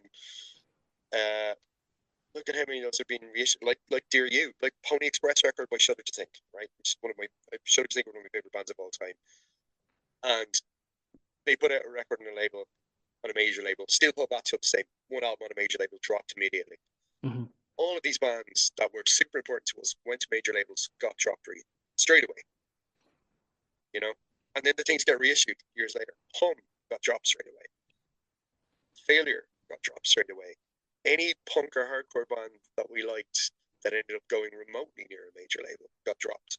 Hmm. And ironically, there's a whole generation of punk and hardcore kids now who are into bands who are very clearly, to people like us, the bullshit detector comes in. If I see, a band like Gel or Scout or whatever, I'm going, yeah, they're clearly aiming for the big time. Hmm. I can tell that's not just what bands do. I'm like, this is a band who are actively trying to pursue a career in music. was unthinkable. You know, these bands, you read all the books about it. You read this book could be your life, or this book could be your life. You read Mutations of Sonic Fears book. All those bands were like, fuck it, why not? This would be hilarious, knowing that they were going to get dropped. Diagnostic, one album on a major label, and they got dropped. You know. Yeah. So there is a lesson to be learned there that it seems, and it's not a thing really with local bands, although I do wonder sometimes. There's definitely a couple of bands in the punk scene, which I'm not really actively involved in. None of us are because we're older, but I'm a little bit skeptical about how genuine they are or how much of it is a stepping stone, because I've seen those people. I've seen those people too, you know. So I'm a little wary. But what are you going to do? It's not none of my business. Do what you want. Whatever happens, I yeah, guess. Exactly. Like, And good luck to them. If that's what they want to do, great. I'm a little bit worried. You know, no, it is a good point. Yeah, because like I don't know, it's a weird thing. I've spoken this with different artists recently, where it's like a lot of people are coming out from kind of organic music scenes that are fostering kind of like you said, that kind of scene. But it seems like, well, is it all being pushed towards the kind of singularity of like MCD or Aiken or whatever? Is it being pushed towards trying to get gigs booked by them and try and be on their radar? Because yeah, it is undoubtedly, it means a success. I mean, you think of like Fontaines, for example. That's the equivalent to the major label. It's not literally being on a major label. It's getting the big support slot. It's playing festivals. It's that kind of thing. And I'm not going to name anyone, but I can think of a handful of DIY punk bands in Dublin where it's very obvious to me that that's where they're heading. And good luck to them. If that's what they want to do and it works for them, great. I would rather not have anything to do with that myself, but there's no one making me do that, so that's fine. But yeah, it just, I mean, again, it's, it's a different thing in another way. You're talking about literally playing gigs to people. That's not the same thing, It's not like you've signed on the dotted line. But I've seen, I've seen people kind of go, oh yeah, I'm going to do this thing now where we can command X amount of money per gig, so I can quit my job. And anybody doing that in this country is fucking mental anyway. But if your band breaks up and you have to start again, that's where you get bitter and you quit. So that's where it's not like before where you could like live on residuals to a certain extent. Yeah, which I don't think anyone could do that. I mean, like the financial aspect of a band is like if we print T-shirts and sell them and it pays for more shirts, that's fine. But again, if you want to do that, that's grand. But I've seen enough people crash and burn in that thing of, I'm now playing all of these gigs and I have to deal with a level of bullshit that I didn't want to deal with. And good luck to you. Yeah, I'm sure if fucking the Jawbreaker reunion tour next year shows up and we get a phone call from MCD going, do you want to open for Jawbreaker? I'm like, of course you fucking want to open for Jawbreaker. You know what I mean? Like it's not a deal breaker or anything. But that's just it's not on our to-do list. Yeah, it's also interesting too, because like if a Jawbreaker, for example, were to come over, like that'd be a huge deal, I think, for most. But like for the kind of the bigger agencies, that's like when they're smaller gigs that they're not even giving any attention to. It's weird, like the perspective on that. You know what I mean? Like, but even I put up a thing on April Fool's Day that was only up for about 5 minutes on our Instagram. Because the only thing I can think of on Instagram is going, here's a gig, and then here's a sarky comment about something, haha, and also a free Palestine. But I put up a joke about, I actually can't remember what band it was. I think I said that we were opening for rival schools or Refused or something. Yeah. And then immediately, like 2 minutes later, went April Fools. And a couple of people were like, oh, for fuck's sake. I'm like, what? It was funny. And they were like, no, like I genuinely thought you're opening for them. And I'm going, okay. And they're like, no, you'd be way better suited to whoever is opening for them, which would be hilarious if it was Refused. I can't remember, was it Refused? I think it was Refused. And do you know who's opening for they're playing the Olympia soon. So Quicksand, trust me, we're not fit to tie Quicksand's shoelaces. So we're not better suited to it. But it was funny that people see that, you're opening for a big band. And again, from previous experience, opening for Neurosis was when it wasn't, we put something out in Southern Order. Oh my God, you're opening for Neurosis. I have to admit, I do get excited when I see like smaller acts getting to open for those. Like, oh shit, that's great. Yeah. So I know. So I love it. I love it. I particularly love it if it's a band I like, though, rather than just some bands who are the band who keep emailing MCD, Yeah. Because there's so many bands out there like that. We don't have a manager. We don't have the time to be doing that, It's a weird thing because I think there was I'm not going to say their name, but there was an artist about, I'd say, 15 years ago or something. And every time there was a gig at the Academy, every time there was a gig at the Olympia, they were the support act and everyone just grew resentful of them. So I think you can have that knock-on effect too, where it's like, oh, But there let me is guess, that. it's going to be the opening act, every time a gig's Yeah, you can announced. do it. I mean, you can see it with any promoter, and it's not a criticism. Like even smaller promoters, it's the same. Yeah, You know, their favorite band are opening. Metal, especially, it's yeah. anytime there was a touring death metal band open there for about 10 years, it seemed like the same band were opening for them every fucking time. It's just how it goes. It's grand. But I mean, yeah, you're like, and again, it's all quicksand related today. Rival Schools just played last week, and I wasn't there, but a friend of mine was like, "Who's opening for them?" I'm like, "Oh, I don't know." And we're like, "Oh, it's a shame you're not opening." I go, "Yeah, it's whatever." We made no effort to try and see if we could open for Rifle Schools because How'd you get the MBBV gig? MSSV. So Shane MSSV, Bush is sorry. near I knew I was going so to get it wrong. we got it MSSV. through absolute nepotism because Bushy's an old friend of Mike Watts. Oh, sick. Yeah, I interviewed Mike one time. He's a fucking character. I love He's him. a maniac. So Mike literally, we played the last time he was over with the Italian band name that I can't pronounce last year. Yes, they're fucking great too. I saw them opening for Yeah, Shellac at the Tivoli, yeah. and it was fucking great. Il Sogno del Marinaro, yeah. Yeah, it translates to the fisherman's dream in Italian, I think. Yeah. So they played last year. We got that because Watt told the promoter that we were doing it. That was UMAC, wasn't it? I think. Yeah, UMAC were involved in it. Yeah. So Timo was like, and Timo's a friend as well. And again, Yeah. ironically, even Timo, who's a friend, like super close, but his mate, I would never ask Timo for a gig. I just wouldn't. Yeah. If he wants it, he'll tell you. But then we finished that night, and the guy in the Grand Touch was like, "Oh, they're coming over next year, so you're playing that as well." What's already said it. So it was absolutely, for all my slagging people in nepotism, the band asked us to play. So yeah, that's it. That's sick, man. We didn't have to go through a booking agent, which is really lucky. But I mean, Bushie's recorded stuff with Watt and everything. They've known each other for years. So yeah, it's just pure flip. It's good to know people in high places. It is, yeah. It's kind of fun, but it's also, it's we didn't set out and kind of go, "Oh, we'll pester for it." He just was like, "You guys play," and like whatever band Bushie's in, if Watt's in town, they're playing. It's kind of how it works. That's cool. And we felt bad because friends of ours really want to play with them. They didn't get it. We're like, Yeah, no, it's like it is a weird thing, but it's like you don't begrudge anyone their opportunities, I guess, because yeah, we did enough begrudging people when we were younger. We don't have time for that shit now. Very bad. I'll finish up just by talking. I'll plug the gigs at the end, but just before I do, I want to talk about. So this is the LP bingo. It's coming out May 16th, so it'll be up by the time this is up. I'm gonna try and get it up because you're doing a gig that night. So I'm gonna try and get it up before then. Take your time. You have other things. Yeah. Just take it easy. Take your time. But it's interesting because like two of the songs from this, "Build Me Monster" and "How to Steal a Car" are recordings from your first EP.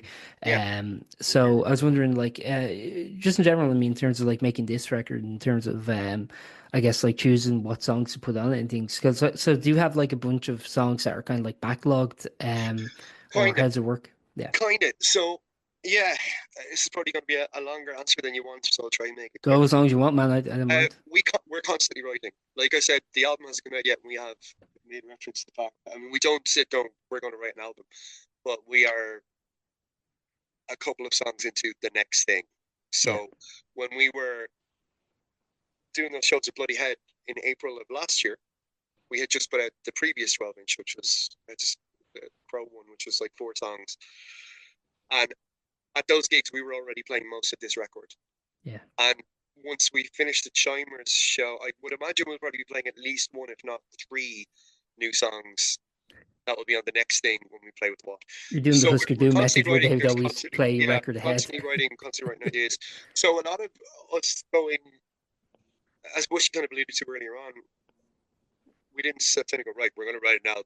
Here's the concept, Funny enough, there are things that tie the songs together that we only realized afterwards.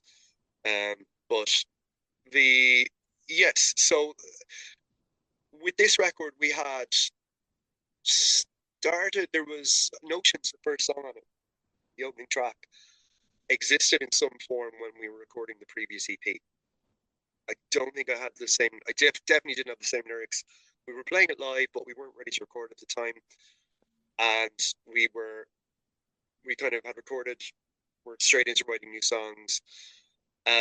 With this one, we kind of decided, we actually did what we haven't done before, which is gave ourselves a deadline, which is like, okay, we have these songs. Generally, how we know it's time to record is if we feel that we're going to get bored of certain songs, we need to document them on this fresh.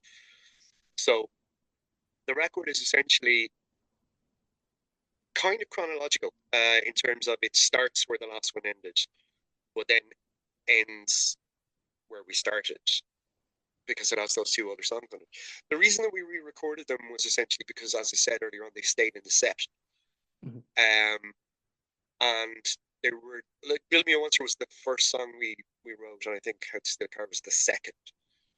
And we put that out as a tape and online, and I think we kind of always were like, they're two of our favorite songs. It'd be nice to have them on vinyl because we're all nerds. So we wanted to include them anyway. There were a couple of songs we knew we weren't going to. We could have rushed them to finish this record. So yeah, there is kind of a backlog at any given time. Not so much a backlog as like, oh, it's just like, okay, we're ready to record. These songs work well together. These songs are a little bit different. We had done a 2-song Bandcamp thing in between the first 12-inch that we did, the 4-song thing, and this LP. And they weren't included on this LP for 2 reasons. One was we wanted to do something to raise money for Palestine. The other reason was that musically we knew they weren't going to fit with, they were still us, but they were a little bit different, and it would be room for us to play around a little bit more and try a few different things. And the new stuff that we're writing is probably closer to them. So this was, it just naturally felt like these songs and those 2 old songs. I think we did a set where it was all of these. We're like, yeah, that works. That's the order. That's it. There were natural links in some of the lyrics. Like Build Me a Monster was written, just to give you an example of what I mean about there's stuff that we only realized ourselves afterwards. And again, I'm conscious of time, so I don't want to hold you up. No, to give you an example, like Build Me a world. Monster was written during COVID at home on my own, bored, feeling sorry for myself. I'd committed a relationship about a year beforehand and was miserable and lonely. And it's about just deciding that you're going to push people away. It was also written with, because I was starting to figure out how to think for my partner now.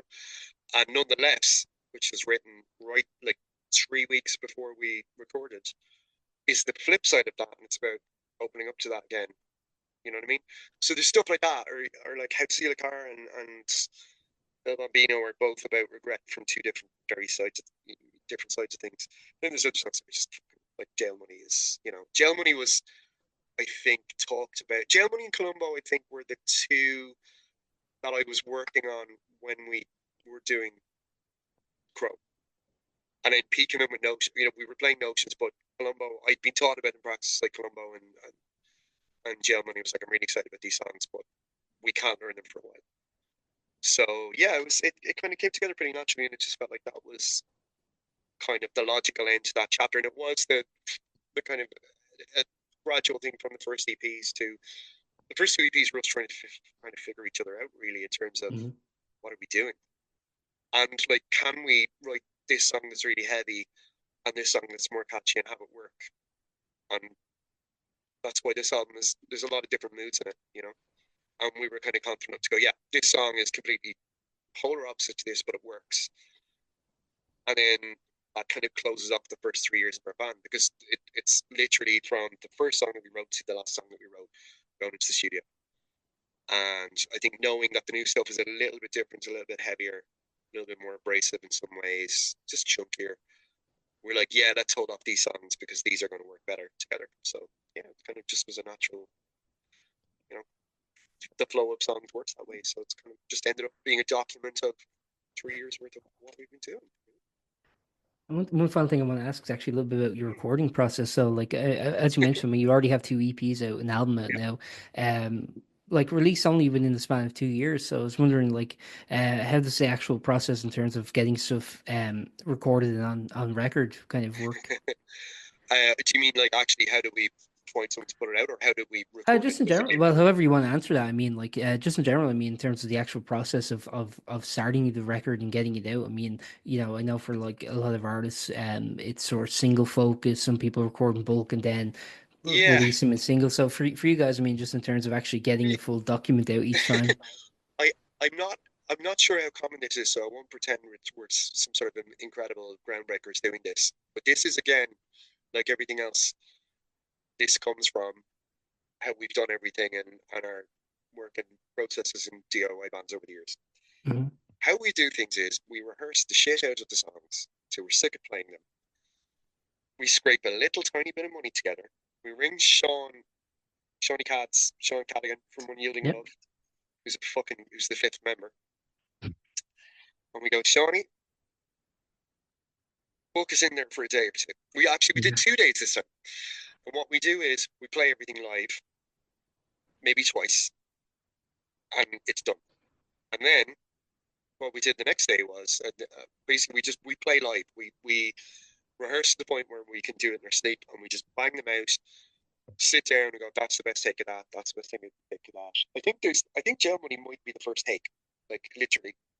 The album was recorded in the basic tracks were recorded in 7 hours. We just went in and played live. We do a few little guitar overdubs. I do vocals, which I hate doing, which takes a bit more time. But that was all done in 2 or 3 hours.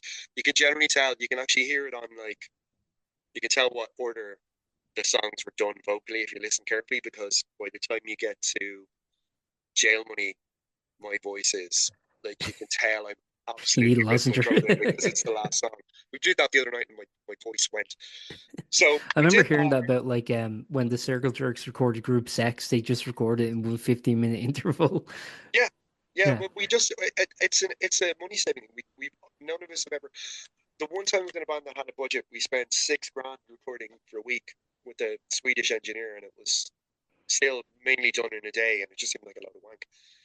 But no, we've always had fuck all money and had to record in the most basic way possible. So how you do that is you drill those songs into you. You make sure that you can play them in your sleep, and then you go in and you do it. And then you realize you haven't written lyrics, and you have to knock them out at the last minute. But we try and keep it. We have to be in a room together. We have to see each other. We have to feed off each other. If a song starts at one speed and ends up a little bit faster than the record, so be it.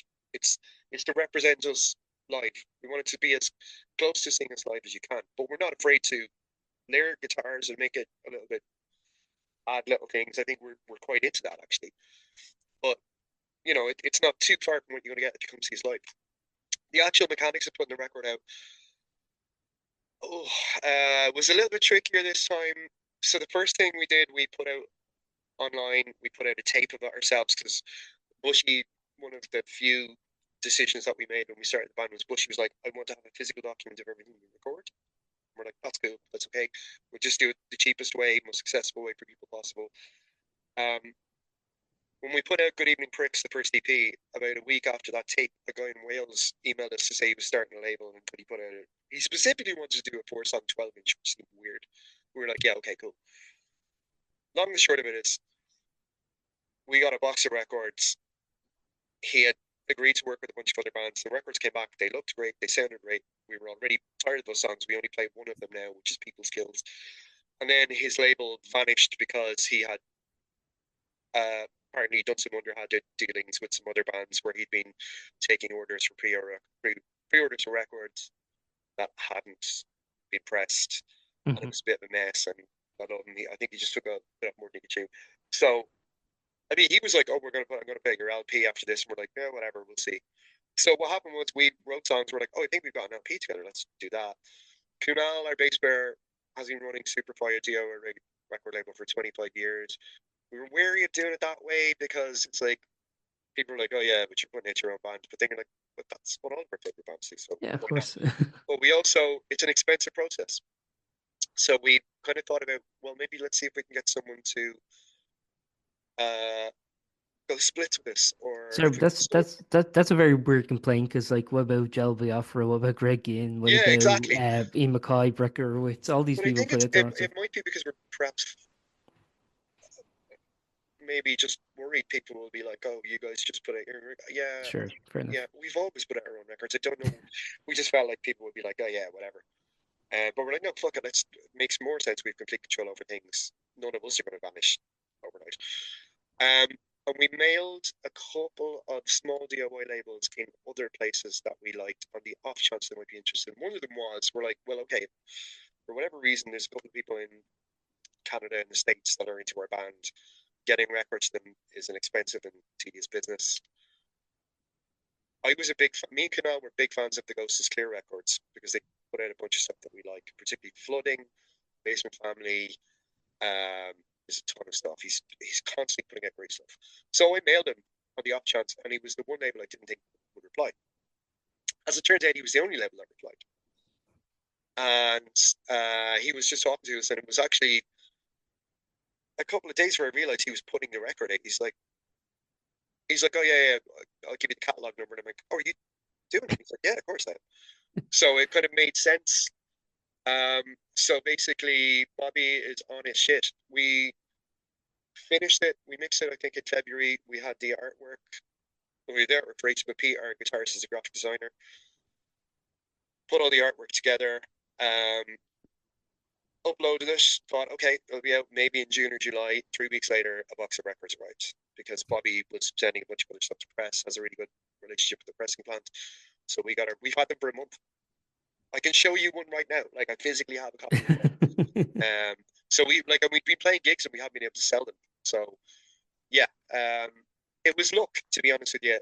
It's not always that easy, particularly for a band like us. We go, as you say, we have that weird thing where we're a DIY centered band, but we sound more like a mainstream rock we get called an alternate rock band. Not that we worry about that shit. We're just a band. So it's maybe a harder sell to a punk label or a DIY label, but he likes that kind of stuff and he could tell what we were into and he was like, yeah, cool, like, this totally fits with what we're doing. So we looked out. We could have spent 6 months going, hey, are you interested in putting out a record? And again, the email that I sent Bobby was like the email I sent you. I didn't send him a press kit. I was like, here's a photo of this. Here's a link to some songs. Have a listen. If you're not into it, it's cool. We send a bit like this band and this band because apparently we get compared to them. We don't sound like Kurt Dog. Kurt Dog. You like Nirvana, that kind of thing. So it was just a kind of an informal email. We weren't trying to blitz anyone or anything. We were just like, hey, here's what we're doing. If you're into it, be nice. No, it's cool. So yeah, we are lucky, and one of 3 of us. Kunal is the only person who consistently runs a label. I ran a hardcore label for a couple of years. Bushie has released all these style records on his own label.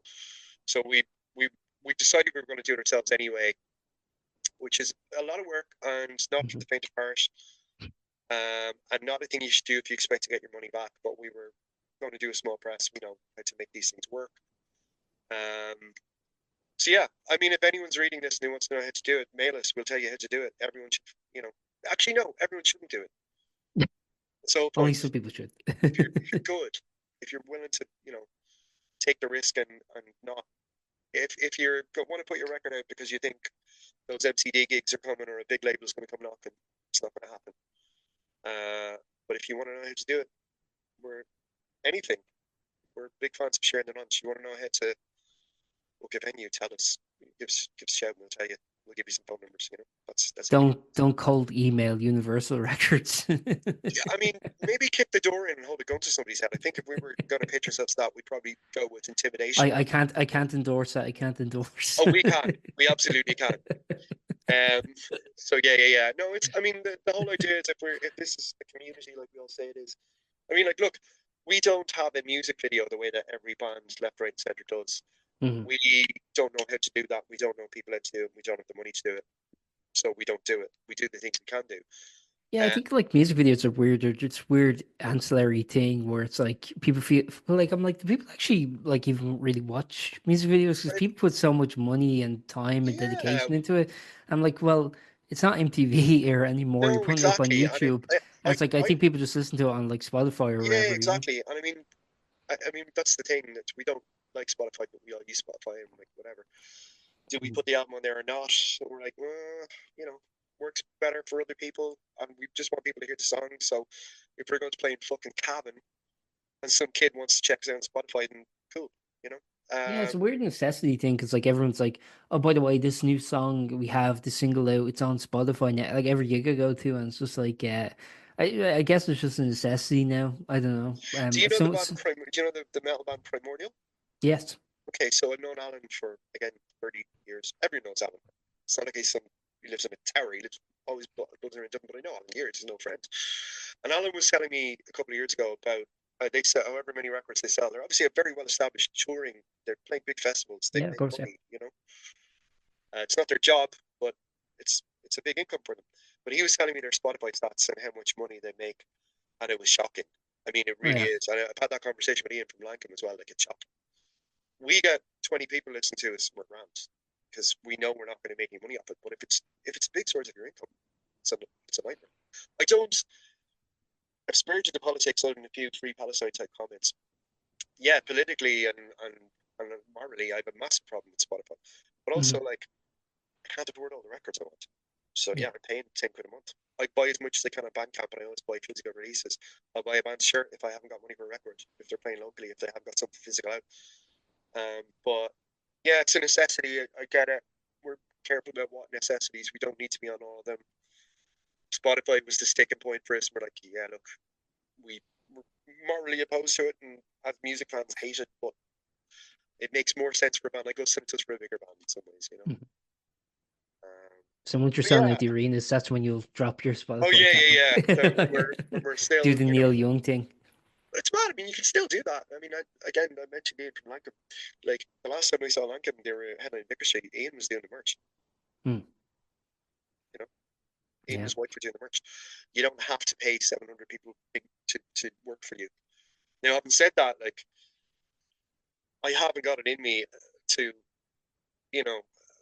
it's a lot easier to mail somebody like you because you seem like you're operating on the same level as us. You're approachable. This is absolutely not to go in the interview. I will find you and I will kill you if you print this. This is completely off the record. Yeah, I can't believe you said all that, but anyway. Yeah, fuck those guys. Fuck them. But yeah, no, it's, yeah, sure. Whatever. Again, we don't play the game, so I can understand that people are, who are these guys? And why are they, it's fine. It's grand. We're stupid, and we just presume if we play gigs, people will see us, and if they don't, that's fine. It's cool. Perfect. Speaking of gigs, the final thing I'll just wrap up on here is I just want to plug the gigs coming up. So the album, I don't know if I mentioned, comes out the 16th. That night you're playing in Cork at Nudes, Nudes, Craft and Cocktails. That's with Chimers. And then the following day on Shot Dublin with Soft on Crime. And then obviously June 8th, supporting mssv. And I apologize to Mike Watt if he's listening to this. I got your name wrong. That's at the Grand Social, also in Dublin. I was wondering just what kind of people expect, I guess, if they pop along to those shows. Apparently, this is probably a nice way to end the interview. The album is called Bingo because a friend of ours had a joke a couple of years ago after she'd seen our first couple of gigs. And she was like, I'm going to make a fucking Hubert Selby Jr. entrance bingo card, right? You get a bingo if Bushie takes his shirt off during the gig. Yes. If Jamie talks about either old or shitting on stage, you get a bingo. If Pete looks at the audience, you get a bingo card because Pete never looks at the audience. We've never actually worked out what Kunal's thing is. Although Kunal sings now, so maybe it'll reveal itself. So basically, if you're coming to see us, you'll get Bushie taking his shirt off, me talking about shitting between songs, Pete not looking at you, and Kunal being mysterious. I'm sorry, just to be clear, these are all incentives. Oh yeah, these are absolutely incentives. You might hear some songs off the album. You might watch me lose my voice. You're guaranteed to watch me stand on the wrong pedal at least once or twice and hear some very unusual noises. Yeah, I think I don't think you're going to get the same set twice, although I very much doubt anyone's going to all three of those gigs. But certainly for Dublin people, the Watt gig and the Chimers gig will be different set-wise. Sorry, just to be clear, are tickets available in advance, or do you just like tickets on the door? Sorry? Are tickets available in advance, or is it tickets on the door? Chimers, there are tickets online, but they will be sold out. There's 6 tickets left right now, so that'll be. I'll just add them anyway. People can fight. Yeah. People can fight over them. What I believe there are still tickets available. You can pay on the door. I don't actually know about Cork. I'd imagine, it's both. There are Eventbrite tickets, but also you can pay on the door. And Shot's a great spot too, man. I love that place. I was actually talking to someone else about this. I don't know if you agree, but I think On Shot is kind of the spiritual successor to Drop Dead Twice and Francis Street. I don't have enough of a history with Drop Dead Twice. I remember seeing It's a them very drop. similar venue. It's spooky how similar they are to me. It's yeah. I don't know if it does have a spiritual successor for me. It's very much always been its own thing. Drop Dead Yeah. Twice. I'll tell you, the only thing I remember about seeing about Drop Dead Twice when it was called something else before that, about 10 years worth of Drop Dead Twice, and a band called Black Sun, who were this terrible band from Glasgow, terrible fucking band. Drummer, let me go on record as saying this because it's anyone who saw this band or dealt with them in Dublin will 100% have my back on this. And the guy's been told this to his face. The drummer was a fucking asshole. Okay. He was a piece of shit human being. Russell, if you're reading or watching this, don't come to Dublin again. We'll fucking kill you. But they played once. They were this kind of Swans Godflesh rip-off, poor man's Godflesh thing.